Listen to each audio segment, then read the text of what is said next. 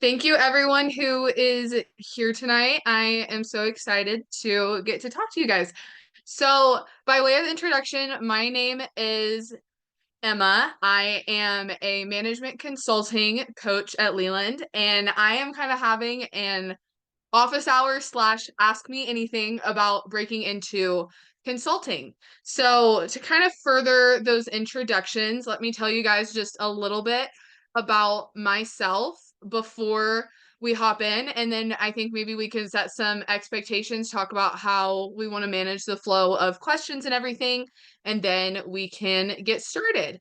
So, I am a recent AC or associate consultant hire at Bain Company in their Dallas, Texas office in the United States. I have been Leland coaching now for right about 3 months, so pretty new to the platform, but I went through the full-time recruiting process for management consulting just this past summer, so I'm super fresh. I can talk about my experiences and how things were this past cycle. And in addition, I can kind of sympathize with everyone going through the process because I know it can be a lot. Um, so through coaching on Leland, I have a couple dozen clients that I work with on case interviews, behavioral interviews, networking strategy, resume edits, cover letter edits, really the whole gamut of management consulting recruiting. Most of my clients have been targeting MBB firms, but I've actually had a couple of clients that I've worked with that have been targeting, maybe more boutique firms or more, specialized strategy consultancies. So my clients have kind of been all over the board. I actually just had a client land a final round at LEK, so hopefully he'll be getting an offer soon. And then I've helped a couple people get MBB offers this past cycle as well. Previous to getting into Bain and becoming a Leland coach, I've had a couple of experiences across strategy, biz ops, consulting, stuff like that. So, kind of my intro to consulting was I managed a team at a student run consultancy called Cougar Consulting Group, where I ran a FinOps engagement for a team of 7 analysts. And then this past summer, I was a summer analyst at Goldman Sachs, so spent some time in their asset management business. So can speak to any of you on tonight who are looking to transition from more traditional finance roles to management consulting. I can share my experience and expertise there. And then as you can see here, incoming associate consultant at Bain Company. Um, I think maybe we are ready to go ahead and get started. So before we jump here, just wanted to highlight if any of you guys are interested in booking time with me, you can have a free 15-minute intro call through Leland. And then would love to meet any of you guys. Feel free to shoot me a message on platform if you're having some trouble booking an intro call or you want to get to know me a little bit better. And then if any of you guys do decide to book time, here is a discount code for 20% off your first session. Just to kind of help you guys understand, I am price typically cheaper than a lot of the coaches on Leland due to me being a fresh admit. So really just want to be a peer for all of you guys who are looking to get into management consulting. Um On to questions. So we have about 25 minutes left on here. This is going to end right about 5:30 because there are other Leland events starting at 5:30 Mountain Time. So 4:30 Eastern, 7 or 4:30 Pacific, 7:30 Eastern for those of you who are in the United States. So kind of how I want to structure this is if you guys want to drop questions in the chat, I can try and monitor the chat. But the most preferable thing would be if you guys can just come off of mute and ask your questions directly. That way, we're not totally having to manage the chat. But if any of you guys are uncomfortable with that or would rather drop them in the chat, I will try to get to those as well. So, a couple things just to maybe set some expectations about the type of questions you can ask me. I have a list of them here that you guys can read. So, stuff about recruiting timelines. On the topic of recruiting timelines, I do want to let you guys know that I did recruit for a US MBB firm from a semi-target slash target school. So to help you guys kind of understand what I can talk about, I can talk about general things with all types of recruiting, but I can really only get super specific with undergrad MBB recruiting from a target school. I think, yeah, recruiting timelines. We can talk about interview prep checklists, the things that I went through, how I kind of structured my approach, networking strategy. I can talk about your unique value as a consultant for those of you who are coming from non-traditional or maybe non-business backgrounds. We can talk about frameworks and brainstorming, quant sections and mental math, the most dreaded part of any case interview, kind of my journey to consulting, and then behavioral stuff as well. So I see that two people have their hands raised in the chat. Anna, I am going to unmute or ask you to unmute, and maybe you can get us started. Hi, yes. Thank you for that intro. I wanted to ask how you approach prepping for the behavioral portion. I'm not sure if Bain has one. I've heard that they put more emphasis on the case, but I recently went through the interviewing process for McKinsey and they had like the PEIs and I received feedback for that. So I was wondering if you could share how you approach behaviorals. Yeah, absolutely. That's a great question. Thank you so much, Anna. So just to make sure all of us are on the same page, consulting firms approach behavioral, or if you don't know what a behavioral question is, it's kind of like a personality testing type of question.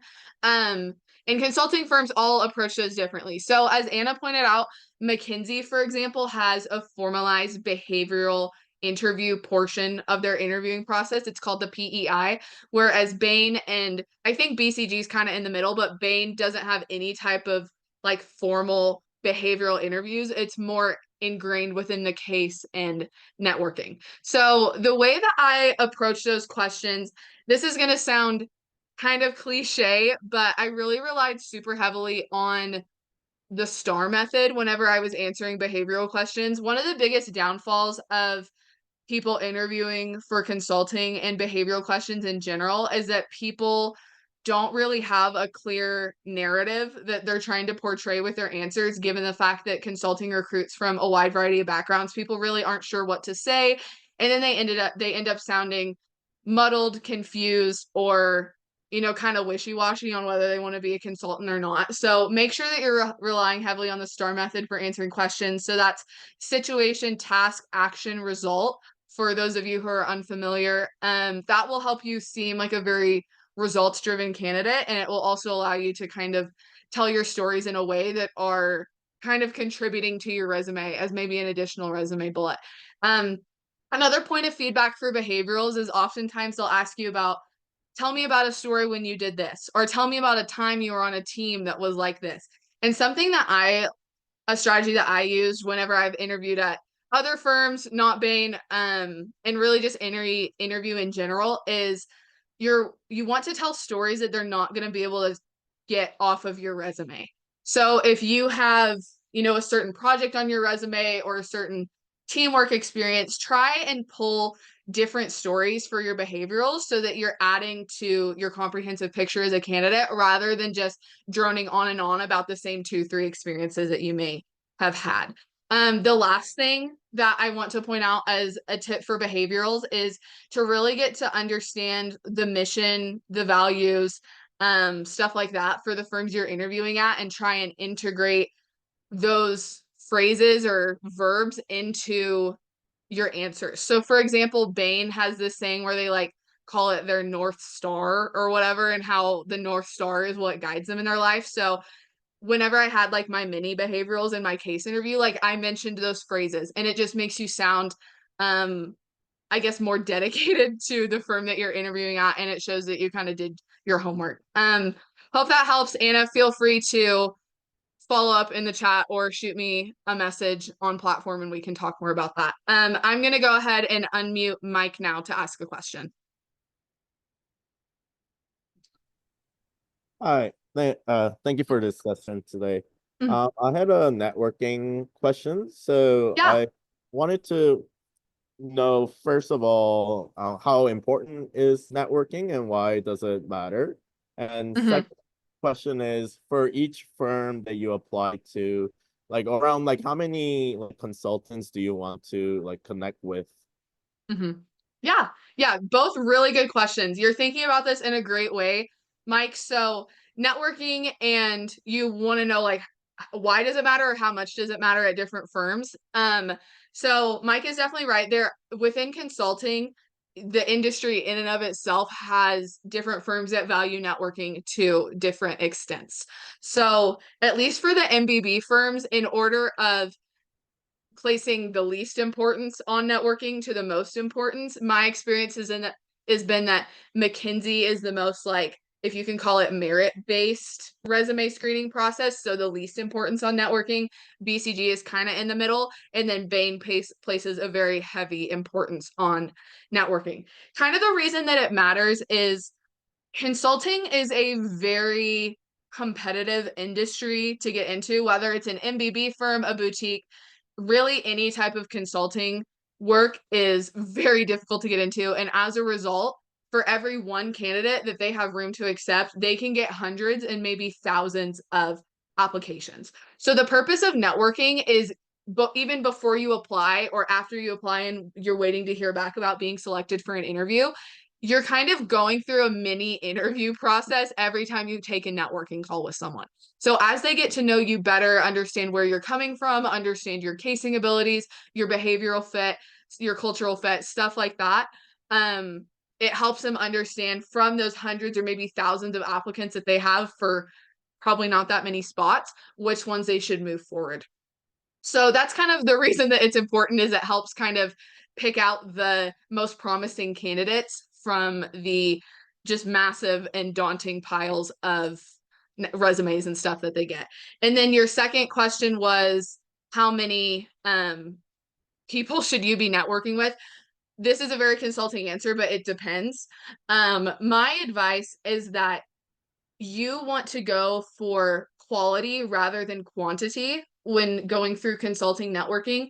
And the reason behind me saying that is because when you're going through consulting networking, you want to find someone who, if people are in a room deliberating about who they should move forward to the next round or who they should give an interview, you want people who you've developed a relationship with, to the extent where they will be willing to kind of stick their nose out there and vouch for you and advocate for you to be pushed on. So rather than them having a candidate and being like, okay, there's 15, 20 people on the recruiting team and Mike has talked to all of us, but none of us really know him very well, versus having maybe 3 to 5 people who you truly consider a friend and people that you really feel like would vouch for you and fight for you and say, no, I know that Mike has potential and that we should move him forward. So I think when I went through Bain recruiting, I probably had, I would say, like 6 solid people on my school's recruiting team that I felt like would actually vouch for me. I networked with probably anywhere from 12 to 14 people. But I really intentionally developed a relationship with those 6. So started with networking calls, like coffee chat, stuff like that, move forward to casing with those people. They had reviewed my resume, my cover letter. I really feel like I knew them super well. So that's kind of was my sweet spot. You can tell when you get on a networking call with someone if they may be a good fit to be like your personal cheerleader or not. Don't try and force every single person that you meet with to be an advocate for you. You really want to focus on the relationships that are clicking. I hope that helped. I'm gonna move on to, sorry if I butcher your name here, Duwashish. Yes. I'm gonna unmute you and feel free to ask your question. Thank you so much. It's Devashish. Thank you so much for the Okay. opportunity. Mhm, Actually, I wanted to know about the recruiting timelines. mhm, Uh, I'm currently pursuing my MBA in Europe in Paris, and I'm mhm, targeting my roles in somewhere in Middle East or London offices. Uh, mhm. I'll be completing my degree. It's a 10 months course. I'll be completing my degree in the month of July next year. So Okay. I just wanted to know about the right or the sweet spot for applying for specifically for MBBs and the Big Four. Yeah, yeah, absolutely. Really good question. Thank you so much for asking. So overall, recruiting happens the most heavily in the late summer and early fall. So you can think kind of beginning of July to end of October. So recruiting for at least MBB just about kind of wrapped up, at least in the US. The timelines may be slightly different in in Europe or other international locations, but generally speaking, recruiting is going on the most heavily in the mid to late summer and throughout the late fall. So as a result, you kind of want to start preparing for applications right about this time or at the very beginning of next year. And kind of a timeline for that is you want to start developing those relationships that I was talking about early on. Because the closer you get to application deadlines, there's going to be hundreds of people inundating the consultants that you're trying to reach out to with like requests for networking calls, stuff like that. So the earlier that you start trying to develop that relationship, the higher likelihood that you're actually going to get their attention. Secondarily, casing, at least for me, was a long, drawn out process to get good at. And really, no matter how much casing you do, most likely before your interviews, you're still not going to feel ready. So why not start far in advance? If you're at the point where you know that you want to try and do consulting, try and start doing case drills, interviews, or practice interviews, maybe meet with a Leland coach, and really get ahead of the curve on casing. Because as you have those networking calls with the consultants and you're already a good caser, that's going to make you an even more standout candidate. But yeah, just generally speaking, early to midsummer for like preliminary pre-recruiting, pre-interview screening type of thing, and then late summer to early fall, or late summer to late fall for actual interviewing. I hope that helped. Thank you so much for that. Yeah, absolutely. Sana, I'm gonna unmute you. Feel free to ask your question. Hello, thank you so much for your time. Um, I'm not sure if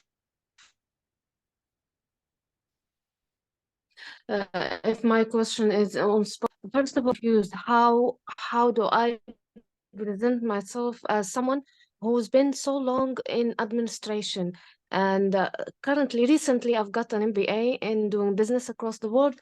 But beside preparing and casing and preparing for interview for consulting, what should I else focus on? I noticed for me personally, I'm not good at quants.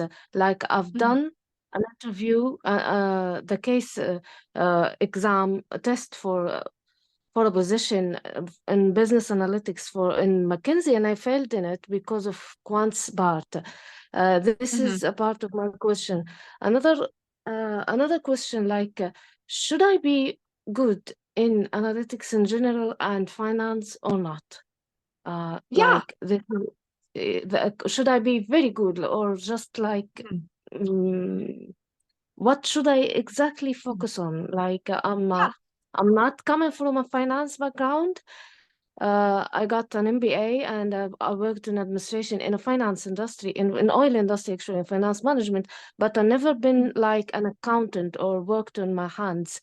But I'm good in analytics in general, but not in finance. So exactly, is it about industry and market research, or like someone like in my profile and in my case, what should I exactly focus on? Thank you so much. Yeah, really great question. Thank you so much for asking. So the quant portion of any interview, really, however it comes about, this is very much a test of your hard skills. So at least for just like a generalist consulting role at an MBB firm or a generalist role at a boutique or big four firm, the quantitative concepts that they're testing are very basic business knowledge traditionally. Things like revenue, profitability, break even volume or sales or whatever that may be. It's typically not super specialized into an industry like finance or accounting or super heavy in business analytics, whatever that may be. So my general advice is to make sure that rather than trying to understand every single quantitative business concept that there is, make sure that you have a very, very, repeat, very solid understanding of the basic business concepts like revenue, profitability, break even, pricing strategies, stuff like that, because those are really what they're going to test heavily in your case interviews by means of equations. You can use the equations whenever you're setting up a structure. Like if you have a quantitative centered case prompt, I always, in a roundabout way, structured my framework by means of using the equation. So like, for example, if I got a profitability question, I would break that into revenue and costs. In revenue, I break it into price and quantity, and in costs, I break it into fixed cost times quantity plus, or variable cost times quantity times fixed or plus fixed costs. So basically what I'm saying there is you don't need to know anything super heavily. Like, for example, you mentioned the McKinsey like business analytics role. That may be a more business analytics focused role rather than like a general consulting type of role. So for something like that, I would recommend making sure that you understand Tableau, R, SQL, Python, the typical like business coding languages. And that may be beneficial to you there.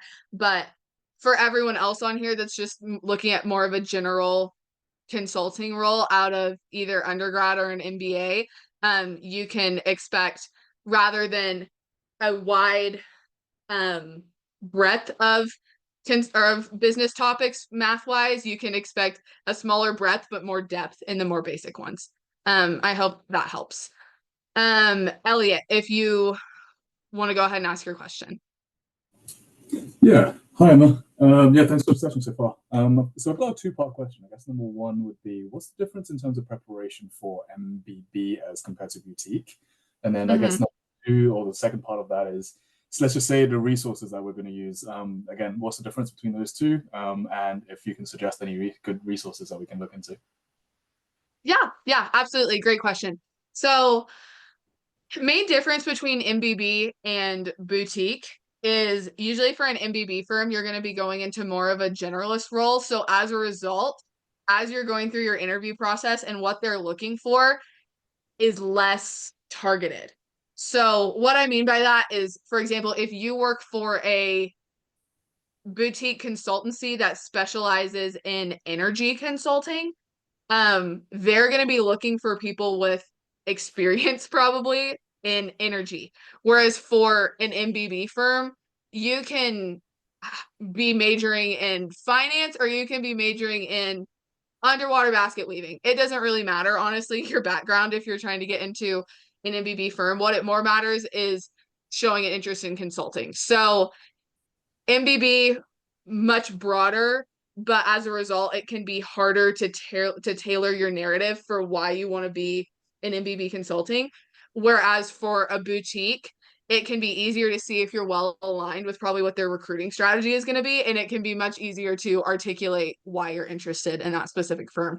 And then overall, your preparation honestly probably shouldn't be too different. I know I mentioned earlier that certain firms maybe place more emphasis on networking or there's a formal behavioral interview. So of course, take note of the firms that you're applying to and what their unique criteria are for evaluating a candidate.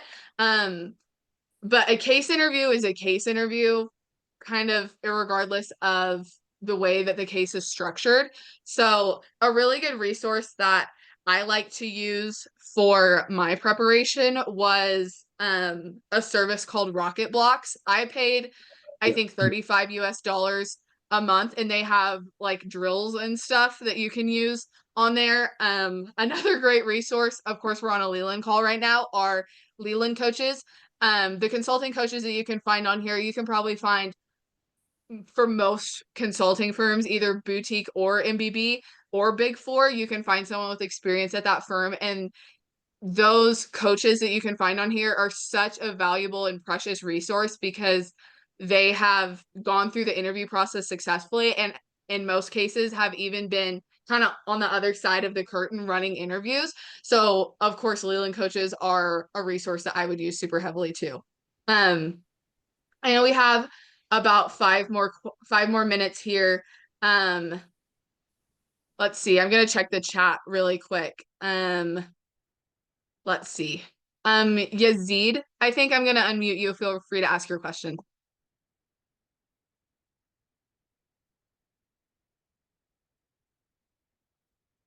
Yeah, hello, thank you.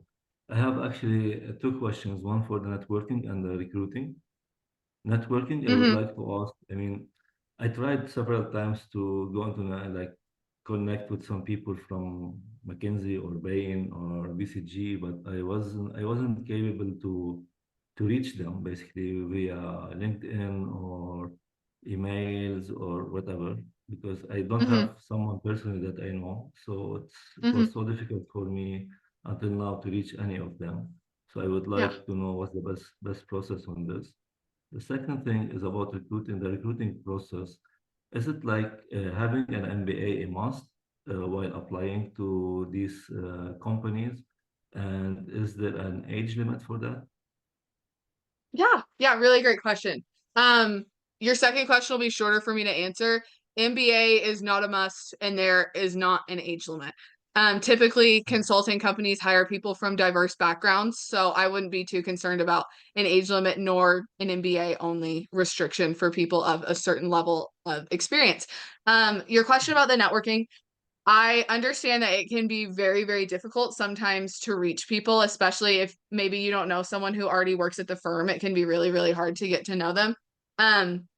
Something that I would recommend is utilizing LinkedIn as you had, but maybe try and find people who went to the same university as you, because what I'm getting at here is that the best way to go about getting someone's attention at a consulting firm is finding something that you have in common with them. So we're from the same city, or we went to the same high school, or we used to work at the same company, or we, were in the same major, or, whatever it may be. Try and find something in common with this person that can help distinguish you from all the people that you're reaching out to. But if that isn't totally working, really just volume is the answer there. Eventually someone will respond to you, and then you can use anyone that you know on the inside as a resource to get more connections within the firm that you're trying to target.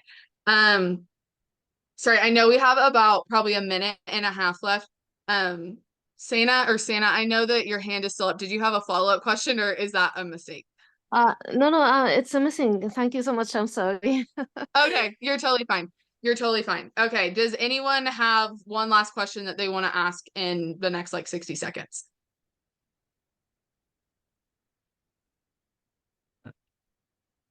Can I can I Yeah, ask one more question? yeah, absolutely. Yeah, because actually I went through the process and I did the first exam. I mean, before the interview, and Uh-huh. for my knowledge, I felt that I did very well in the exam, but then I didn't pass the exam basically. So Mm-hmm. I want to know if this is if there's any kind of like mixing between the interview and I mean mixing between the CV and the exam exactly. They decide based on this or just on the exam results, and is it a pure like there is no bias there or something based Yeah. on So whenever you take one of those tests, it definitely is factored into your choice of whether or the decision that the firm makes whether you're going to move on or not. Unfortunately, those tests are like a very proprietary type of scoring type of thing, so I don't really have any insight into what exactly they're looking for or what you're scored on. But if I'm understanding your question correctly, after you take a test like that, your CV and your performance on that exam are looked at comprehensively and holistically when they decide whether yeah you're going to move on or not. yeah yeah this is Okay, my perfect. question. Okay, awesome. Thank you so much. Well, thank you everyone who was on tonight. I really appreciate everyone's participation and willingness to be vulnerable and ask a question. I know that everyone here really appreciates it a lot. And I just want to say thank you from my perspective for everyone being here tonight and allowing me to share my experiences and my excitement with you guys about the industry of consulting. I hope that this was beneficial tonight. As you can see here tonight, I have my QR code for booking coaching with me, or you can look me up on the platform Emma J if you guys are wanting to book an intro call or some coaching. And yeah, thank you guys everyone for being here tonight. Really appreciate it, and thanks. Thank you. Okay, thank you guys. Bye-bye.